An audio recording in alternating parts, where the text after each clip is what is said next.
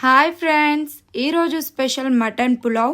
అప్పుడప్పుడే వేడివేడిగా చాలా టేస్టీ అయిన మటన్ పులావ్ ఎలా చేయాలో ప్రాసెస్ కి వెళ్దాం. కుక్కర్లో కొద్దిగా ఆయిల్ పోసి అరకిలో మటన్ వేసి ఆయిల్లో 5 నిమిషాలు తిప్పుకొని కొద్దిగా అల్లం వెల్లుల్లి పేస్ట్, పసుపు వేసి బాగా కలుపుకొని 2 నిమిషాల తర్వాత చిన్న గ్లాస్ అంత వాటర్ పోసి కలిపి మూత పెట్టి మీడియం ఫ్లేమ్ లో 3 నుంచి 4 విజిల్స్ వచ్చేంత వరకు కుక్ చేయాలి. చూడండి, మటన్ చాలా బాగా ఉడికింది. ఇప్పుడు మిక్సీ జార్లో మిరియాలు, 1 కప్పు కొత్తిమీర, పుదీనా, పాలకూర, పచ్చిమిర్చి, కరివేపాకు వేసి కొద్దిగా నీళ్లు పోసి మెత్తగా మిక్సీ పట్టుకోవాలి. కడాయిలో ఆయిల్ పోసి కొద్దిగా నెయ్యి వేసి మిక్సీ పట్టుకున్న పేస్ట్ ని వేసి ఆయిల్లో బాగా కలుపుకొని కొద్దిగా ఆయిల్ పైకి తేలిన తర్వాత రుచికి తగినంత ఉప్పు, రుచికి తగినంత కారం, ఫ్రైడ్ ఆనియన్స్ వేసి బాగా కలిపి ఉడికించుకున్న మటన్ ని వేసి బాగా కలుపుకొని ఉడికించుకున్న బిర్యానీ రైస్ వేసి బాగా కలుపుకుంటే ఇన్స్టాంట్ మటన్ పులావ్ రెడీ.